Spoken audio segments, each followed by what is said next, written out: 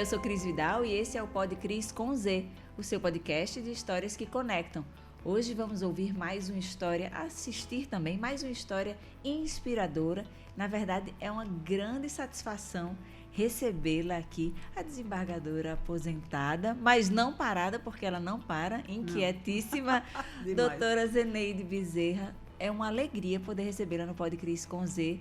Eu sou admiradora da sua história e acho que precisamos compartilhá-la com muitas pessoas. Acho que por isso que a senhora está aqui hoje. Seja bem-vinda. Muito obrigada. Fiquei muito feliz quando você fez o convite. Eu acho que quanto mais a gente fala a respeito de educação, a gente sabe que tem uma construção bem sólida para as crianças e adolescentes do nosso país, que é isso que devia ser 100% para todo gestor, né? Federal, estadual, municipal, colocar na sua agenda 100% de educação, que aí sim a gente teria um Brasil com um perfil diferente. A senhora já inicia falando sobre a educação e eu queria começar pelo início da sua trajetória. Hoje, desembargadora aposentada, com uma grande contribuição, eu acho que não só para o mundo jurídico, eu acho que a senhora sempre teve um olhar voltado para o social que a diferencia, né, a destaca. Acho que esse é importante falar. Mas vamos falar do início. Era uma menina estudiosa? Era uma vez, né? Sempre fui, né? Para a gente retomar um pouco no tempo, eu preciso ir lá. Antes de nascer, que meu pai, quando nós nascemos, ali na Base Oeste, que não era Parnamirim. Não era Parnamirim ainda. Era a Trampolim da Vitória, né?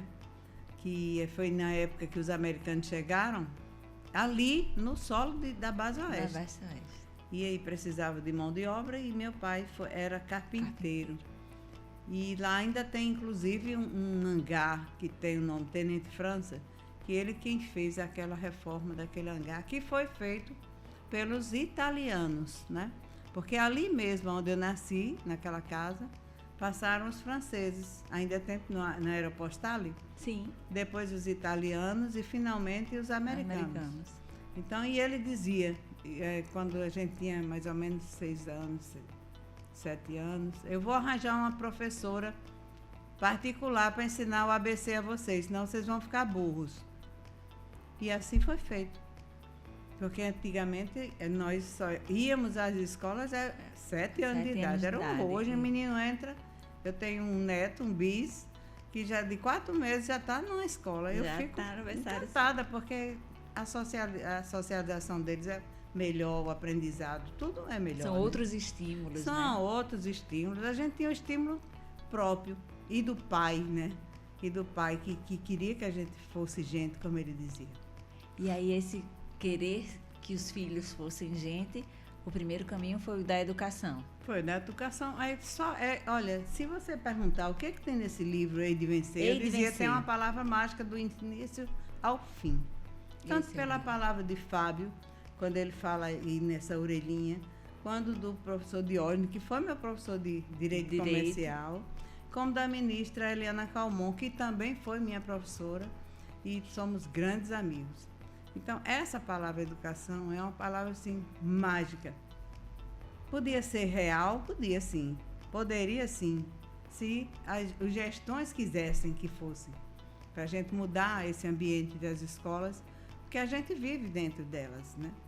Dentro delas. Ultimamente a gente foi na escola de Narte Maris e a gente viu como aquela escola precisa de uma estrutura melhor para dar àqueles meninos também uma condição melhor, uma possibilidade novas perspectivas, melhor, né? Então a educação é o que tem nesse livro. E aí, contando um pouquinho da história da senhora para inspirar quem acompanha o Pod Cris com Z, embaixo de um pé de joá? Pois é, tem até uma foto aí das escritoras que foram as jornalistas Fran, né, Francineide Barbosa e Glácia Marilac, que inclusive foram elas, principalmente Fran, que trabalhava, é uma grande assessora, é uma assessora assim que você pensa, ela já fez, e ela disse, vamos deixar, quando eu ia sair do tribunal, eu queria deixar uma coisa de conteúdo. E aí ela falou, vamos fazer um livro, vamos fazer sua história. E realmente a gente fez. contou essa história, né? Que já muita gente já... Com lançamentos já prestigiados. Um prestígio danado, porque nesse dia do lançamento no Teatro Alberto Maranhão, sim, só tinha a segunda-feira livre. É uma maravilha, né? Todo mundo fazer um evento em plena segunda-feira. E chuvosa, choveu torrencialmente. Só que eu sempre disse, eu vou lançar meu livro assim, como eu sou, nada formal. Então eu contratei um artista para receber o pessoal. No meio do teatro, eu trouxe meninos tocando violino, meninos do interior que a gente passou. E lá dentro, no palco, tinha os meninos de Marco Lopes, tocando, né, a orquestra sanfônica, os meninos. Então, quer dizer, foi uma coisa assim muito animada. Foi muito bom. Tinha que ter a sua tem que ter a minha digital, tem o meu DNA ali, porque é de alegria, né? De alegria muito grande. Eu disse, meu Deus, eu disse a Fran, quando eu cheguei lá, torrencial, aquela chuva, meu Deus, vamos ter nós três aqui, porque...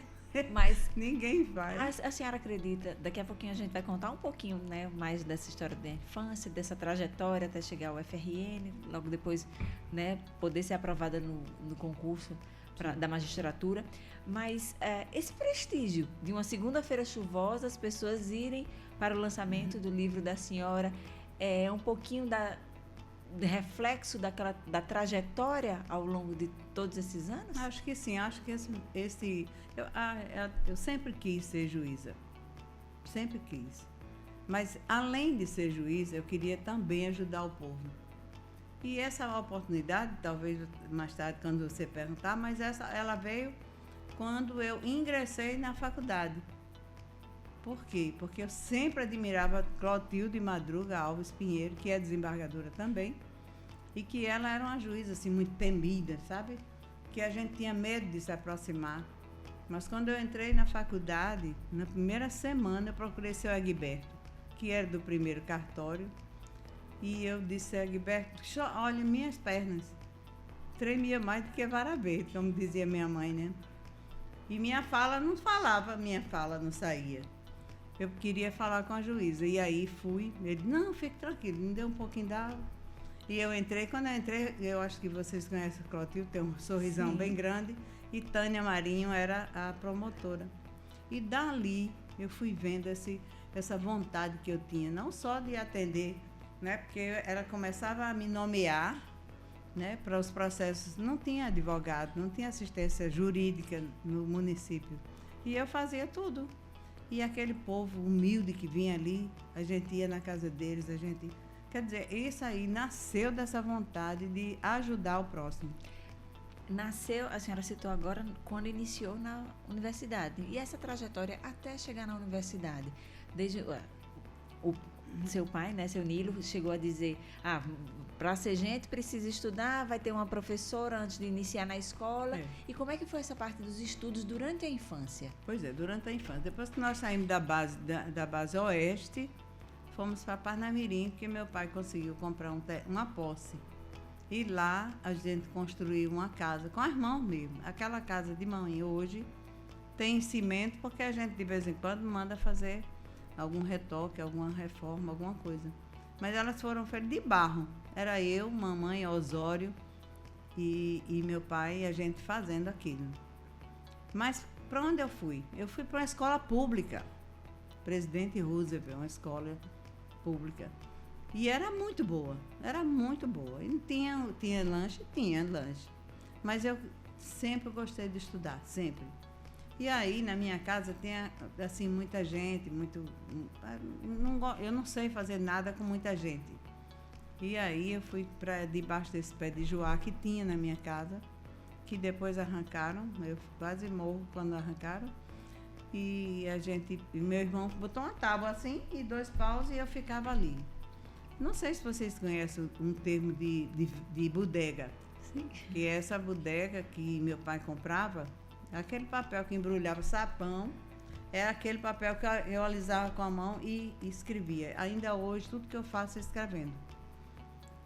E ali, todo dia eu dizia, hei de vencer. Porque era uma dificuldade, a gente realmente não passava fome, não. Porque ele pescava diariamente. E a minha mãe, que era uma baita mulher, guerreira, ativa.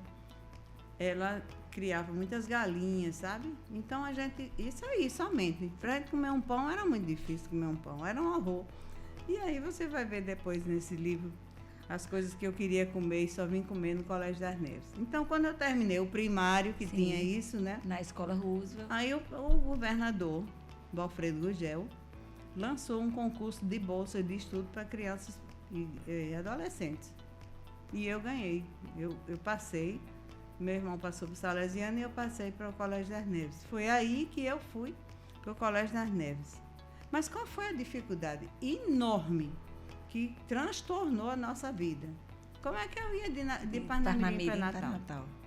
E meu pai, que trabalhava lá na base, disse: eu vou falar com o comandante. Eu não sei se vocês sabem o que é um civil carpinteiro numa unidade militar. É assim uma distância enorme. Mas ele foi lá e falou com o coronel Salema, que a gente tinha passado, tal, e precisava chegar. Ele disse: não, vamos andar no Papa Fila. Esse Papa Fila está aí, e foi metralhado, porque eu briguei muito com o brigadeiro Medeiros, que disse que metralhou o Papa Fila ali em Macharanguá, porque tem um campo da base ali. Pois bem, aí comecei no Colégio das Neves. Sabe um bicho? Sempre de bicho Parnamirim para Natal. Então, bem cedinho da manhã a gente acordava, porque tem 5 horas a gente tinha que pegar o Papa Filho. E assim foi feito. Com a primeira vez que eu cheguei no Colégio das Neves, eu fiquei, sabe, a primeira vez que eu cheguei em Paris, eu fiquei, meu Deus, meu professor Américo de Oliveira Costa, todo dia falava em Paris.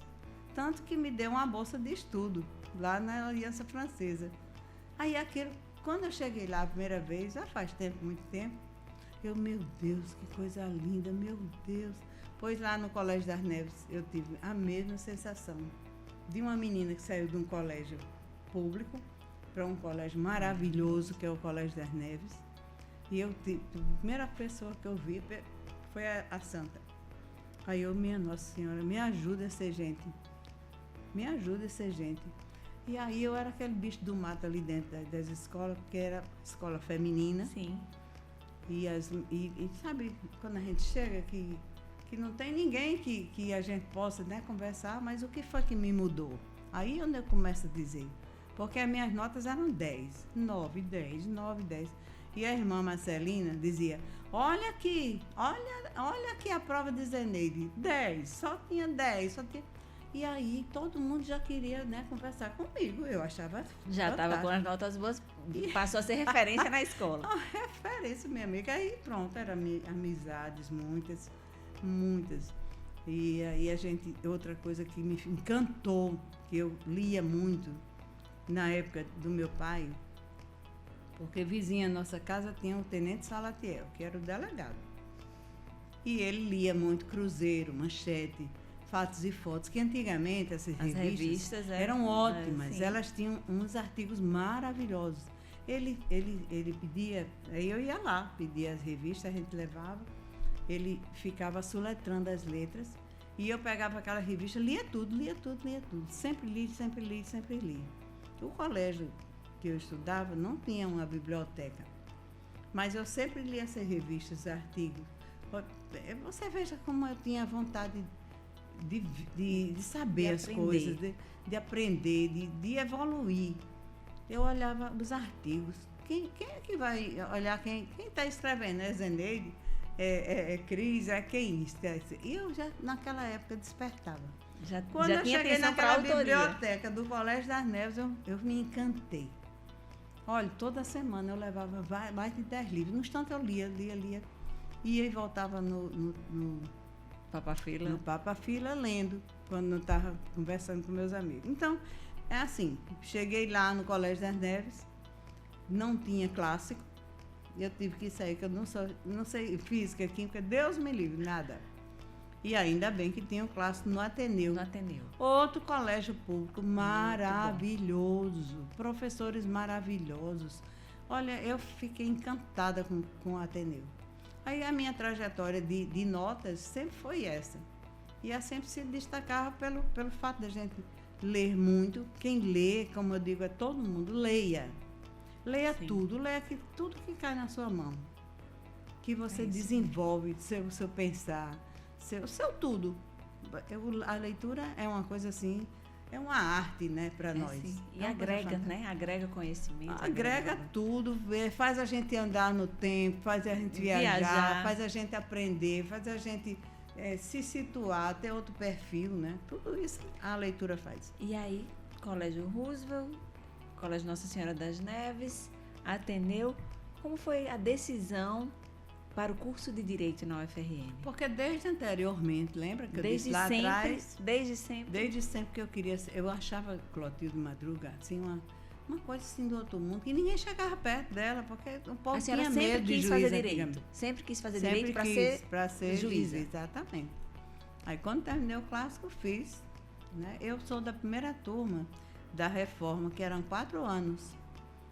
Aí tinha professores maravilhosos, dentre os quais o professor Diógenes da Cunha Lima. Que era fantástico, era fantástico. Na UFRN, quais são as memórias e o que a senhora acha importante? Assim, nossa, foi fundamental para a minha formação na UFRN durante o curso de Direito. A senhora já citou os professores, mas tem algum momento que a senhora guarde com muito carinho dentro desse período da UFRN? A amizade. Eu quero dizer o seguinte, eu tinha assim um perfil até o clássico, mas quando a gente chega na faculdade é uma coisa assim que é um oceano Atlântico que se abre na sua vista, é um arco-íris de cores que você tem, de coisas, de elevação de gente, aquelas professoras que falam aquelas coisas que a gente não sabe, aquelas amizades que a gente constrói, aqueles momentos ali na faculdade de Direito, ali vizinha ao teatro, né? Sim. Aqueles dias que chovia, que a gente pulava o muro do INSS. Aquele ainda está lá o muro. Ainda está lá o muro. Estão fazendo a reforma, o reitor disse que vai inaugurar o ano que vem, se Deus quiser. Mas isso tudo fez assim são 2 perfis. Um perfil daquela menina que fazia tudo através das notas, pra gente, ei, eu estou aqui. Sim. Eu estou aqui. Aí, depois chegou no Ateneu, que aí engrandeceu mais. A gente conversava bastante com os professores. Tinha um que eu gostava muito, Rosa. Muito, muito. Era muito inteligente, muito hábil com as palavras. E aí, quando chega na faculdade, é uma coisa assim, só sabe o que é a faculdade, nós que fazemos. Ou que ainda vamos fazer, que a gente não para de fazer. É uma construção de ideias, é uma construção de conhecimento. Não é só tecnicamente falando do direito, é o todo que faz o todo da nossa vida. Então, é um grande exemplo de caminhada, assim, cheia de verde como essa planta sua, cheia de flores. Eu sempre digo, a caminhada da Universidade Federal é uma coisa linda, tanto que de vez em quando eles me chamam e eu digo, meu Deus, eu saí daqui, que coisa fantástica, que coisa fantástica. Pois é, essa é uma alegria muito grande a gente estar ali, porque sabe que ali o nosso horizonte vai ser muito maior. A senhora concluiu o curso de Direito e veio o concurso, né, concluiu em 1973, é isso mesmo? E a senhora, né, foi aprovada para a magistratura em 1980, é isso? Isso. Foi em 79 o concurso. O concurso. Em 1980 foi a posse no Tribunal de Justiça. Como foi a primeira experiência? Empossada, a senhora foi para qual cidade? Como foi o início na carreira da magistratura? Mas antes de entrar na magistratura, tem uma pessoa que me fez ser juíza. Primeiro, a minha vontade de ser. Sim. Segundo, o meu marido. Porque eu já tinha feito naquela época muitos concursos para procurador, para não sei. E não passava. Eu digo, eu devo ser a mais boa de todas. Porque já fiz inúmeros concursos. Tanto que quando abri o concurso da magistratura, eu disse, Heriberto chegou e disse, meu marido, sim, que era advogado. Já viu aí o edital do concurso para juiz? Eu disse, nem quero ver. Vai fazer, sim. Vai fazer. E todo dia quando ele já chegava cheio de livros. A teoria eu tinha demais, ele trazia livro. Mas eu não vou fazer não, aí eu resolvi fazer e passei muito bem. Resolvi fazer e passei muito bem. Qual é o sentimento que eu tive? Era uma alegria tão grande no dia da posse, não era essa posse que tem hoje. Nada o que tem hoje tinha naquela época. Nós passávamos, né? E eram jogadas lá na comarca. Não tinha aprendizado, não tinha nada. Sabe quem me ajudava muito? O ministro Delgado, que era nosso amigo demais. Eu chegava, a primeira audiência que eu tive, eu disse: Delgado, pelo amor de Deus, amanhã tem uma audiência de instrução, eu estou tremendo. Ele disse: pois deixa de tremer. Você vai fazer e vai fazer muito bem. Teoricamente, você não sabe de tudo. Encare as coisas. Olha, aquele homem era um Deus para mim. Porque você tem que ter isso na sua vida. Às vezes você está tão preocupada com uma bobagem, uma caneta, aí chega você e diz: mas por que tão fácil fazer isso? Faça assim. Às vezes só precisa de um direcionamento. Não, às vezes não precisa nem dizer. Basta sorrir. Basta sorrir. Por isso que eu digo a todo mundo: gente, pelo amor de Deus, vamos sorrir. A gente tem uns dentes bonitos, eu digo muito aos juízes, né? Lá na Ismarne, quando eu era diretora e quando colaborei 1000 vezes, desde o tempo de vigília. E eu digo assim, que a gente tem que ser sorrindo, ser feliz. Então, essas ajudas que eu tinha de Delgado, até hoje eu me lembro. Foi alguém importante ao longo da sua trajetória. Muito, porque ele me dava a segurança que eu precisava ter. Porque hoje... Já sabia, mas precisava de alguém que dissesse: acredite. Hoje você tem a escola da magistratura, que o juiz passa 3 meses, né? Vendo como se faz, alguém dizendo como é e tal. Quer dizer, você vai... Tem uma carga de teoria muito grande. Sim. Então, mas a prática... A prática é uma coisa fantástica. E é porque eu já estava assim, meio com mais intimidade, porque naquela época que eu estava lá com Clotilde, quando ela viu que eu já podia advogar, ela nomeava. Antigamente tinha nomeação. Me nomeava advogada e eu já ia, né? Já fui vendo como ela trabalhava, né? Tendo vivência, como fazia um casamento, como fazia uma separação, que naquela época ela já fazia isso que se faz hoje pelo código. Faça, viu? Essa conciliação. Sim. Então, são coisas que a gente vai aprendendo com o tempo e que, quando chegou na magistratura, isso aí já estava meio deslanchada na minha vida. A senhora citou aí a importância, né, do seu esposo, do seu marido, do incentivo familiar, né? Eu acho que teve o incentivo da família na infância e adolescência. O dele foi fundamental para a senhora poder fazer realmente o concurso da magistratura e estar onde queria estar. Exatamente. Assumiu posse, como foi as primeiras comarcas, como é que foi esse período? Eu trabalhava, anteriormente, eu trabalhei muito, né, eu era da Justiça. Por que eu fui para a Justiça? Para dizer por que eu estava lá dentro do Estado. Porque o professor Chagas Rocha, ele era muito exigente.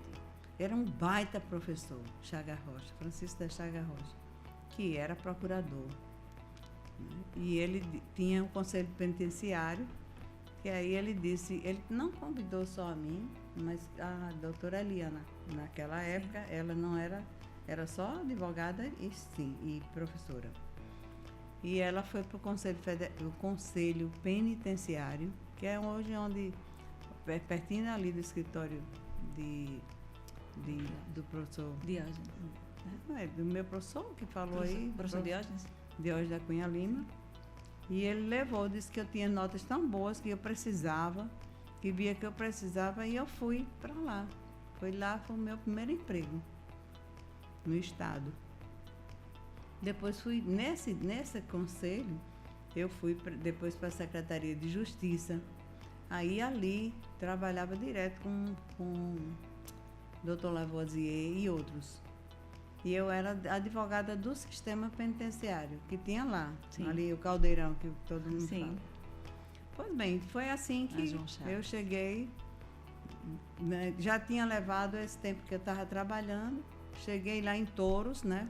porque tinha comarcas muito longe.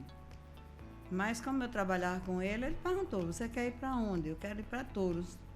Era mais de 1 hora de viagem, não tinha asfalto, não tinha nada. Era um horror. Era um horror. E aí a gente ficou em Touros 1 ano, depois eu fui para São Gonçalo do Amarante. E quando eu cheguei em São Gonçalo do Amarante, cheguei na época política, já das eleições. Eu já cheguei no período de fazer a bendita eleição. Ai, meu Deus, é um horror. Porque você chega, não estava organizado como eu pensava, era a primeira, né? Eu pensava uma coisa e foi outra. Eu me deparei assim, o São Gonçalo é enorme. Sim.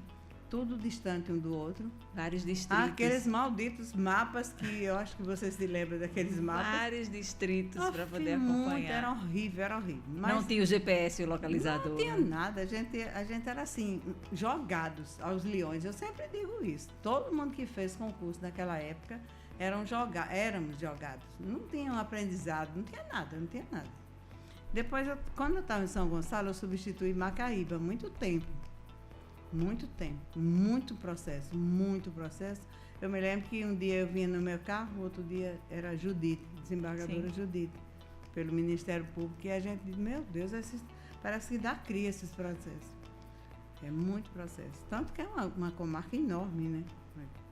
E depois, finalmente, fui para Tangará. Logo 2 anos depois, 3 anos, eu fui para Tangará. E de Tangará vim para Ceará-Mirim. Passei 23 anos. 23 anos. E lá, tudo isso que a gente vê hoje, a gente fazia. Essas pré-conciliações que se fazem hoje, que eu digo sempre, disse um dia desse, lá na Maurício de Nassau. No dia que as faculdades entenderem que tem que ter uma obrigatoriedade com relação à conciliação, não tem como você sair do judiciário. Porque quantas coisas você vai brigar por uma xícara? Eu, o juiz, vou decidir por uma xícara. Eu digo xícara, mas vem para decidir o filho. Sim. Como é que o pai e a mãe não se sensibiliza de deixar um terceiro resolver aquele caso daquele filho seu? A conciliação é o caminho, inclusive, para desafogar. A autocomposição é o único caminho que pode melhorar o judiciário. Então, isso tem que ser, porque antigamente, né, a gente trabalhava para as lutas, sim, os embates de autor e parte adversa. Mas hoje tem que ser conciliação. Conciliação eu gosto muito, porque o nosso tribunal, no tempo que eu estava, a gente levava a Maurício de Nassau, levava a Estácio de Sá, levava a universidade, levava a Uni, levava as faculdades todas para dentro dos nossos projetos. Para o quê? Para conciliar. Os mutirões de conciliação. A gente vê lá nos Estados Unidos, você passa o dia todo, 1 dia, 2, 3. Eles ganham para isso. Então, aqui não, a gente não há uma... Eu acho o seguinte, eu não sei se... eu estou falando de mim. Sim. E cada com base na experiência que a senhora tem na vivência. Cada um bota a carapuça, mas eu nunca fiz uma conciliação de 1 hora. Nunca. Eu sempre conversava com os dois, um e outro separadamente, depois juntava os dois. E eu tinha muito êxito nisso. Aquelas audiências, eu fiz uma câmara de conciliação. Olha, isso foi quando, meu Deus? 23 anos que eu passei lá. Foi lá que eu cheguei, em 80 e pouco. E eu fiz essa câmara. Com quem? Advogados da prefeitura e advogados da Câmara de Vereadores. Então, eles ficavam ali, né, conciliando. Porque quando não dava certo mesmo, não havia acordo, aí vinha para mim, que aí eu ainda via de novo. Quer dizer, havia uma vontade de conciliar, e não eu, juíza, dizer com a minha caneta que o seu filho fica com você. E esse que o seu copo fica com você. Olha, pelo amor de Deus. A senhora falou aí sobre conciliação, né, da importância ao longo dessa carreira jurídica da senhora, mas também tem uma outra área que eu acho que teve um cuidado, uma atenção especial, que eram os casamentos. Isso aí era um grande projeto com carinho que a senhora tem. Esse projeto. Qual foi o primeiro? Assim, o primeiro, de onde veio sabe quem foi o ideia? primeiro? Foi Oswaldo, desembargador Oswaldo, em Itaipu. Sim. Foi uma vontade que ele teve e fez o Justiça na Praça, sem esse nome, mas era Justiça na Praça lá em Itaipu. Quando ele chegou no tribunal, ele chamou assim, um grupo, inclusive Fran e eu também. Vamos fazer, a gente fez o primeiro na frente do tribunal ali. Sim. Na frente da Assembleia. Aí a gente foi, sabe, vender o peixe aos desembargadores. Aí eu vi que alguns chegaram, foi uma coisa pequena, foi assim, uma coisa assim meio interrogativa. E aí eu disse, Fran do céu, isso não vai dar certo não. Vai, eu disse, eu também acho que vai, porque se o povo vier, tá ótimo, eu quero que eles venham. Aí foi um desembargador, foi outro desembargador, foram os juízes, que a gente achou que fez sucesso. Aí fizemos o segundo, que foi, aí sim, aí eu disse, eu vou chamar todo mundo para ser colaborador. Em todas as instituições, a Assembleia, a Câmara, todos. A Marinha, a Aeronáutica, todo mundo a gente chamava. Então, você acredita que tinha vezes que a gente tinha mais de 100 parceiros. E esses 100 parceiros, né, tinha demanda para todos. E principalmente os militares. Eu levei uma vez lá para Pau dos Ferros, onde ninguém vai, porque é longe, apesar, eu amo Pau dos Ferros. E eu fui com o brigadeiro, não, o coronel disse, meu Deus, ele lá junto com as crianças, fazendo aquele que eles fazem, aqueles camuflados. Sim. Com as meninas. Como é camuflada. Que a aeronáutica tinha de se fazer ver aqui no Alto Oeste, se não fosse um projeto desse? Então, é um projeto de larga compreensão, de larga necessidade. É aproximar o judiciário da população. Essa palavra mágica de aproximação mudou muito. Você vê hoje, os juízes estão lá dentro, na praça pública, os desembargadores estão lá dentro. Todos não, porque nem todos têm essa visão de praça pública. Mas muitos vão. Tanto que hoje tem o desembargador Saraiva, que sempre foi, que é o coordenador atual do NAPS, né? Então, a gente viu que, como a gente viu em Pau do Cerro, a moça chegou para perto da doutora Fátima Soares, que ia fazer o casamento à tarde, e de vestido de branco. Aí Fátima disse, minha filha, você vai fazer o quê? Ela disse, eu vim me divorciar, não quero recursar e vou me casar hoje. Aí Fátima disse, como é? Ela ficou assim. E ela casou, ela divorciou. Não declinou do recurso. Sim. E foi na praça, fez todos os documentos e à tarde casou. Resolveu toda a situação. Rapaz, eu fiquei, olha, não era só isso. Tinha gente com 10, 11 meninos sem um documento. Registro. O avô, o filho, ninguém tinha documento. Aqui em Ceará Mirim e lá em Patu, isso.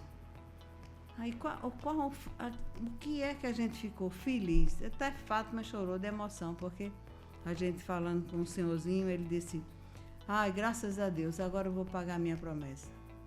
Por quê? Porque ele não podia pegar não tinha um documento. Não tinha um documento. Olha que coisa simples de se resolver.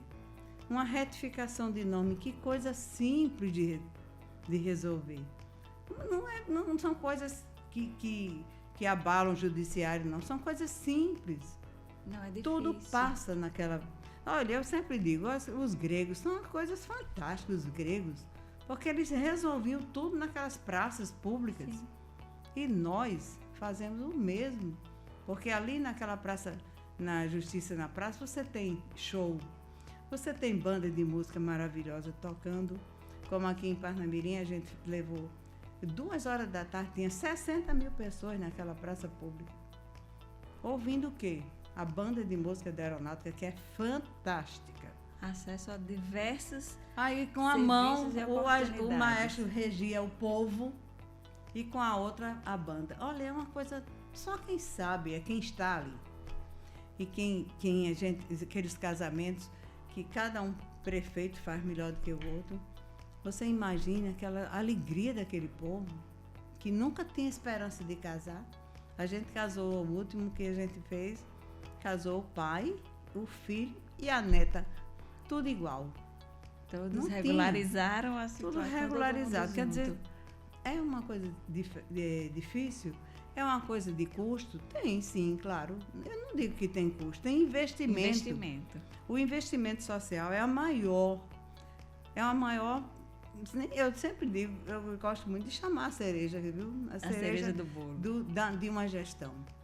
Porque eu digo sempre aos prefeitos que a gente tem muita intimidade com eles. Olha, esse chão, esse tijolo e esse cimento, põe aqui no cérebro das crianças e adolescentes. Faça isso, que você vai ter uma cidade que evolui, que progride, que dá a possibilidade àquele menino que nunca teve esperança de ser alguém, né? Com a gestão administrativa assim, de conteúdo educacional. Ao longo dessa trajetória na magistratura, a senhora contou alguns episódios muito interessantes em relação à justiça na praça, em relação às conciliações, à atuação na comarca. Tem algumas histórias que marcam mais, assim, de o meu trabalho pôde fazer a diferença na vida das pessoas, para além do que a senhora já citou? Eu digo sempre que tem outro projeto que a gente leva,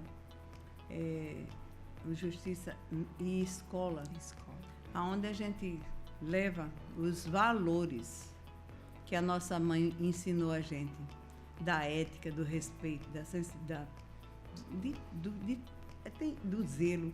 São valores que a gente vê ali, escolas transformadas com esses valores. Então, como você vê que a minha visão educacional é assim todos os oceanos juntos, eu acho que aquele Justiça e Escola é um projeto que tem que estar todo minuto nas escolas. Todo minuto. Porque se a gente fizer assim, como a gente andava nas escolas que são desestruturadas, que os professores não ganham bem, que os alunos não têm alguma coisa para comer no lanche. Quantas vezes a gente chegou à noite e a escola, aquele menino, aquele rapazinho, aquele pessoa só ia comer ali, naquela noite. Meu Deus, como é que você pode se construir com a necessidade básica que é a alimentação? Então, eu acho assim, a escola, a Justiça e Escola, eu tenho um carinho muito grande, porque enquanto a Justiça na Praça, ela é tudo, ela vai da saúde, à educação, à cultura, a tudo, aos casamentos que a gente faz, aos atendimentos conciliatórios ou não, mas a Justiça e Escola leva esses valores que os nossos meninos hoje principalmente precisam. A gente passa por escolas que os meninos não estão nem aí. É preciso que a gente seja enérgico para dizer: ei, vamos acordar, queridinho? A gente está aqui, saiu da nossa casa para vir conversar com vocês. Aí vocês têm que ficar bem comportados. Tem que pegar esse celular que você tem, botar ali. Aí a gente primeiro faz esse auê todinho para poder eles chamar a atenção, porque eles não têm. Tem professores que dizem que tem medo de estar na sala de aula. Quer dizer, como é que um Brasil vai para frente desse jeito? Pelo amor de Cristo. É uma coisa assim que a gente fica... Não é possível que aconteça isso. Não? Pois vá lá. Me botaram aí numa ONG que eu nem sei, eu acho que você já ouviu falar. Sim. Que aquela BW, não sei o que, né? Eu me esqueço do nome. Né, que a senhora disse que vai, inclusive, acompanhar esse investimento na educação, acompanhar um pouquinho mais desse... Esse que Fátima é a presidente, é uma coisa internacional, né? E quando eu fui lá nesse café que elas... para poder fazer um gancho. Sim. Quando eu fui chegando lá nesse café, que eu estava, inclusive, com o padre Murilo, distribuindo cestas para quem é pobre mesmo, Eu cheguei atrasada. E aí, o Joãozinho, aquele cerimonialista, agora a gente vai ouvir as desembargadoras Eneida. Mas, rapaz, deixa o menino chegar, me dê água. Brincando, né? Eu disse, olha, eu vou dizer onde é que eu estava. Nós estamos aqui, todas nós somos vencedoras. Nós somos advogadas, juízes, etc., empresárias. Mas a gente, será que a gente conhece ali a Lagoa Azul? Será que nós conhecemos? Será que a gente conhece o Sarney ali? Será que a gente conhece aquele bairro da apresentação? Será que a gente já conversou com aquelas mulheres que a gente está se propondo a propagar, para fazer com que elas melhorem? Porque agora mesmo eu entrevistei uma, eu disse, e aí, queridinha, diga se você fosse prefeito, presidente, governador, você faria o quê? Aquela mulher simples disse tudo para nós todas aqui, que eu vou repetir. Ela disse, eu queria um trabalho para meu marido, um trabalho, e um estudo para os meus filhos. Precisa de outra coisa na administração? Precisa de a gente sair de nosso ar-condicionado e ir lá, gente. Não adianta a gente ficar tomando um cafezinho maravilhoso aqui, não. Eu disse a Fátima, vamos agitar isso. Diz ela que está concluindo a papelada para poder... Mas tem que ser assim. Não adianta eu estar conversando com o Cris, que o Cris já é uma mulher vitoriosa. Vamos trazer as mulheres para cá. Que eu ia perguntar, é importante as pessoas que conseguiram chegar, ter sucesso, destaque, possam se unir para fazer outras pessoas chegarem. Exatamente. Isso é que é o grande objetivo de tudo. Olha, eu nunca vejo televisão, mas ontem eu fiquei encantada. Vocês veem televisão às vezes? Sim. Ontem tinha um senhor, um pedreiro, no programa de Luciano Huck. Eu parei porque ele disse, eu vou trazer um caso babá. O pedreiro fazia todas as casas das pessoas que precisavam. Ele fez 13 casas. E a dele está lá jogada. Ele é um altruísta. Ele pensa só nos outros. Aí Luciano estava perguntando, por que você escolheu o senhorzinho com um carrinho de picolé vendendo? Ele disse, porque ele precisa. Olha onde ele mora. Olha como é que a pessoa tem dignidade se mora debaixo de um papelão? Me diga. Meu Deus, mas isso a gente vê diariamente quem faz como eu, que vai lá onde está o pobre realmente. É isso que a gente vê.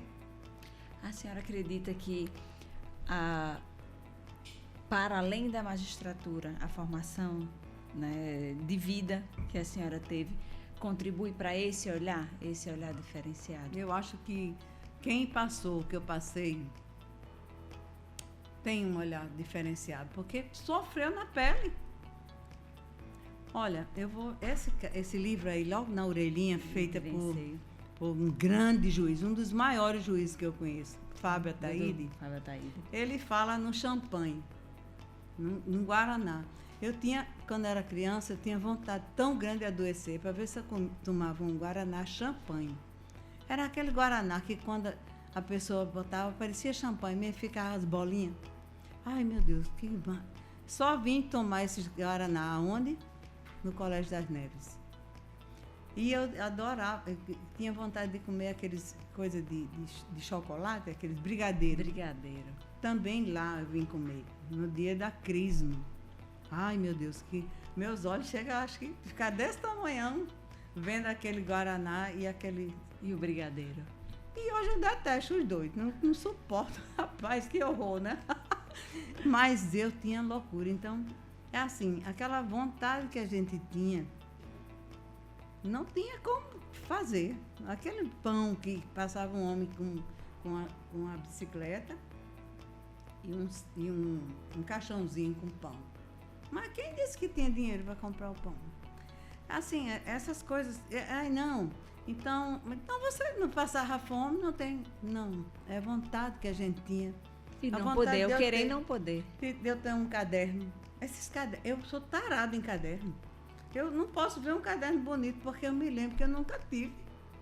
Né? Quando eu cheguei no Colégio das Neves, foi que meu pai fez um empréstimo para comprar caderno. O meu pai era uma coisa assim fantástica, ele era inteligente, ele discutia, sabe?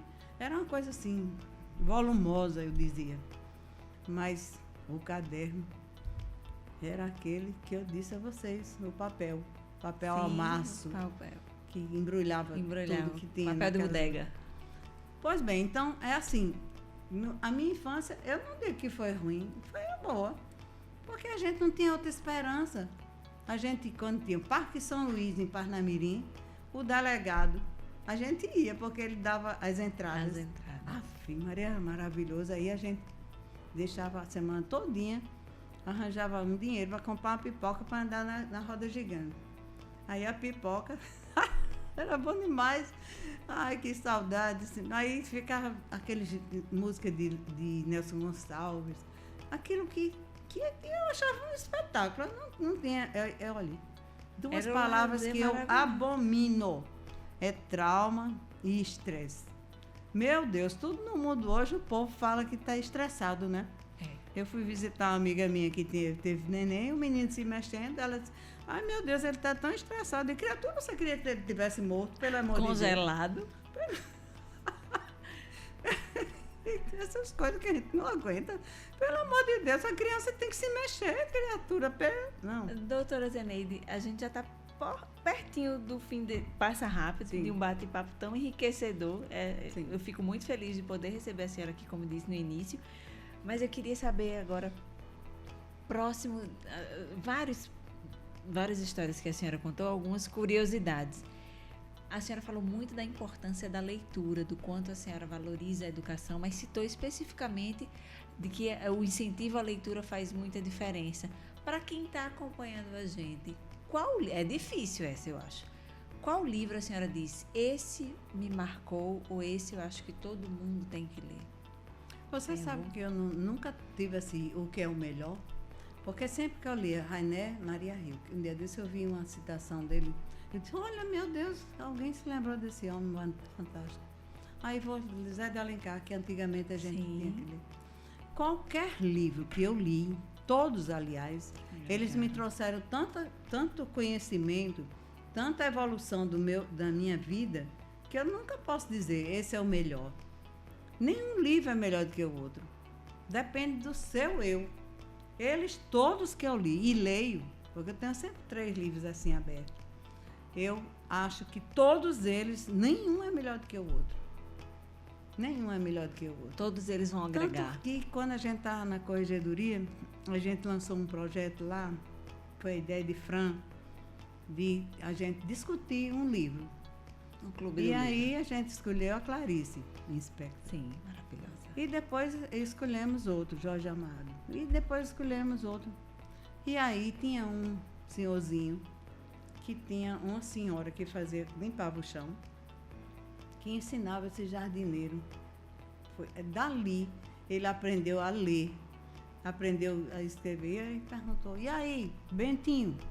E a mulher de Bentinho, como faz? Ah, que ela traiu, viu? Olha como aquele homem que não tinha nenhuma perspectiva cultural, ele entendeu aquilo que a gente falou e já estava dizendo, já matou a mulher. Disse que ela era. Mas olha, a gente ficou assim, encantada com aquele projeto. Então é o que eu digo, não digo que um livro é melhor do que o outro. Todos são bons. Todos trazem uma luz para nós. Todos eles trazem a sua vivência. Tem uns que parece que foram escritos para nós, né?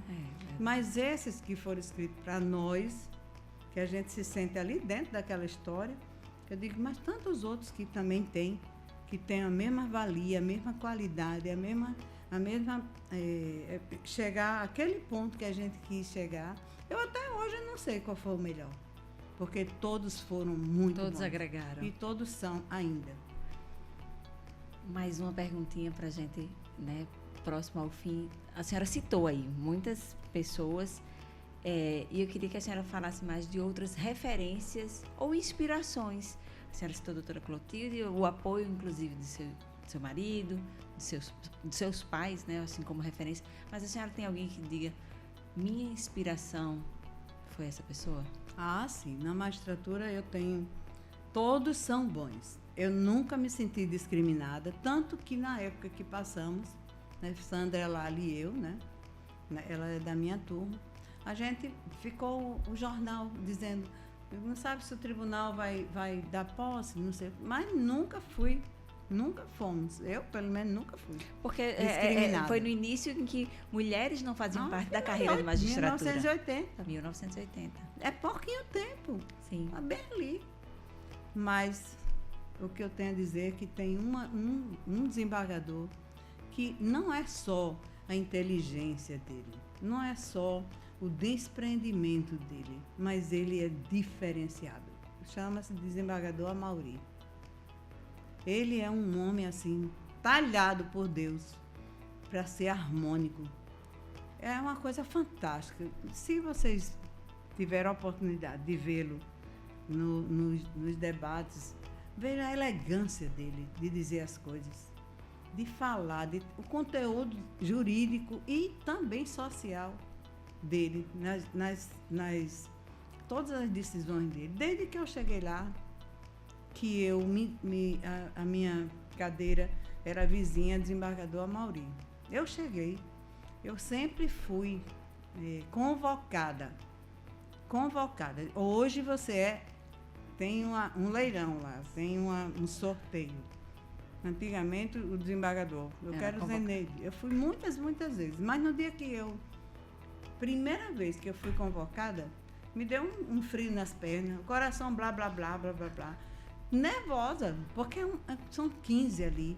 Cada um sabe mais do que nós, eu não sei nada, eu sempre digo que todo dia eu aprendo.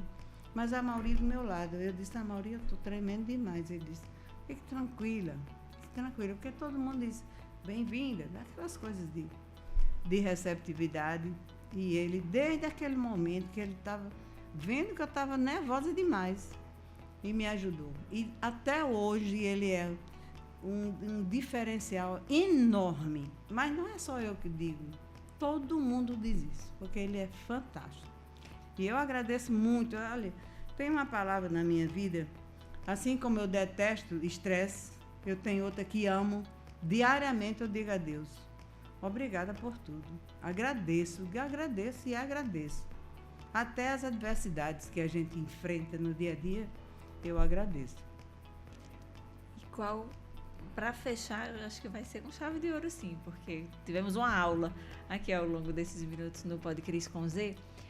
Qual mensagem que a senhora deixa para a juventude? Porque eu costumo dizer que quando a gente tem pessoas que já estão mais à frente na trajetória, a gente tem que se inspirar e aprender com elas. E qual a sugestão que a senhora deixa para a juventude, para quem quer vencer? O que é que a senhora sugere? É uma coisa simples que eu digo a todos. Quando eu vou para todas as universidades que eu tenho ido, eu digo que você precisa ter garra, você precisa saber o que quer e enfrentar as adversidades positivamente.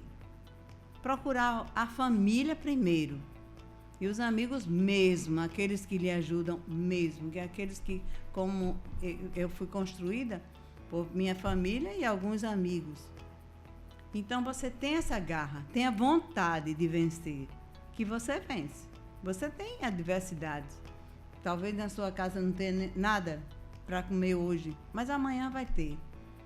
Faça tudo dentro da ética. Hoje em dia, a gente vê que o Brasil está absolutamente deseticado. Nem sei se é um neologismo. Mas cadê a ética? Tem a ética, tem a garra, tem a vontade de vencer. Respeite as pessoas. Diante de qualquer adversidade que você veja, e seja feliz, porque Deus nos fez felizes. Ele não quer que a gente fique triste, mas a gente tem que também fazer a nossa parte, querer ser alguém, querer sempre ter respeito com todos e ter principalmente ética e vontade de vencer. Aí sim você vencerá. Não tenha dúvida, você vencerá. Quais são os próximos passos após a aposentadoria, doutora Zeneide? Os meus passos já estavam lá atrás. porque desde antes eu tinha projetos sociais. Mas o meu pai morreu de leucemia. Morreu à míngua. A gente não tinha quem ajudasse a gente. E aí ele morreu.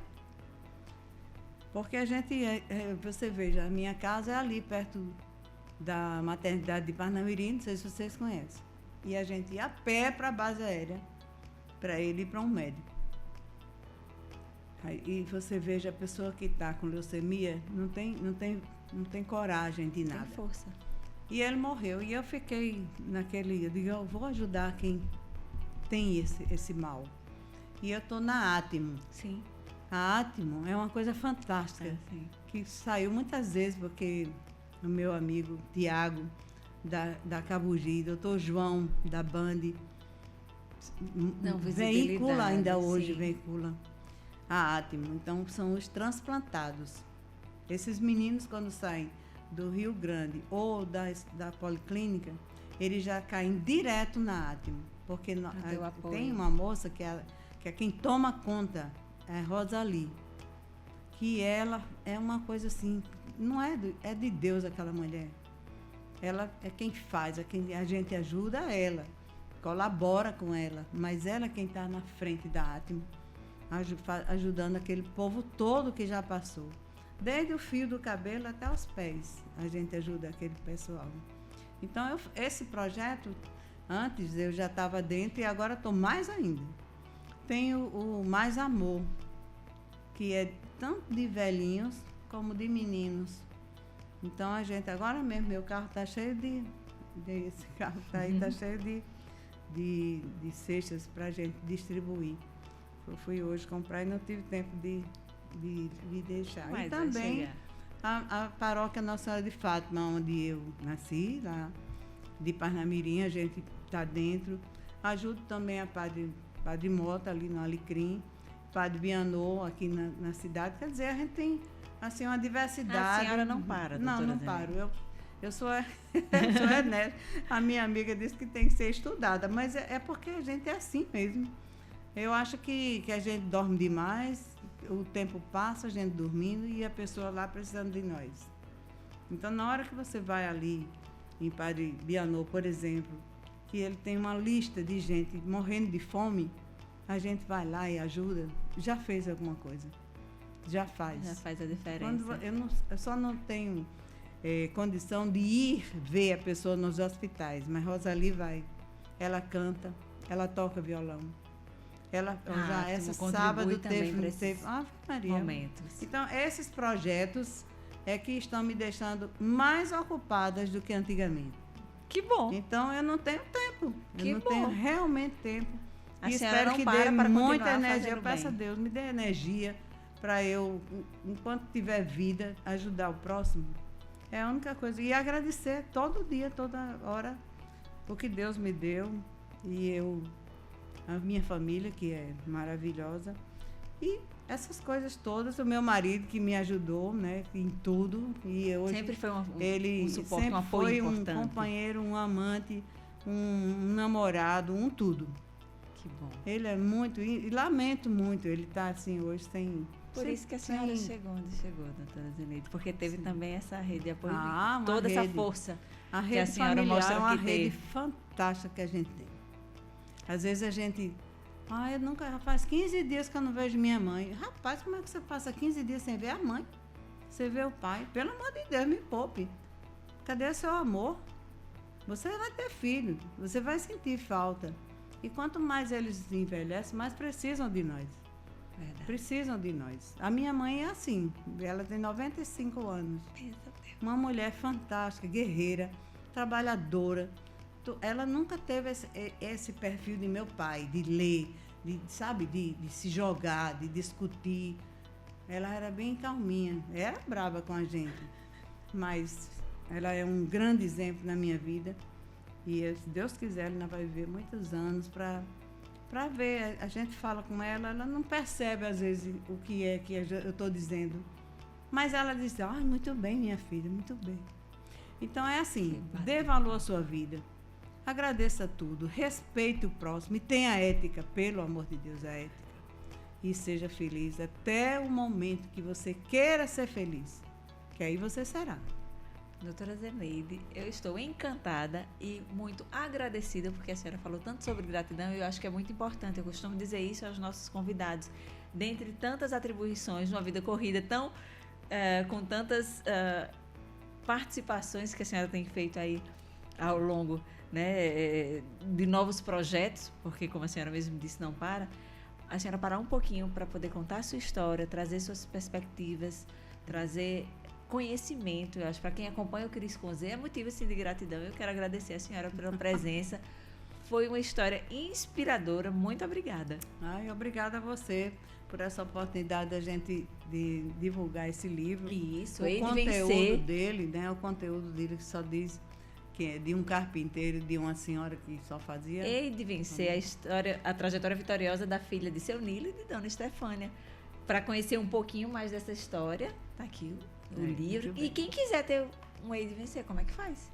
Pois é, a gente faz lançamentos dele de vez em quando e tem um aplicativo que eu esqueço. Sempre é a Uniplay, como é o nome?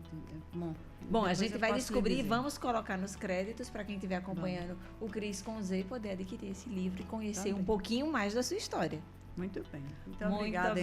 Então, fique com Deus e que a gente tenha muita energia para continuar a nossa inspiração. Caminhada. Se a gente tiver metade da senhora, já está valendo. Muito obrigada. Esse foi o Pod Cris com Z. Eu falei que a gente ia trazer mais uma história inspiradora. Até o próximo episódio.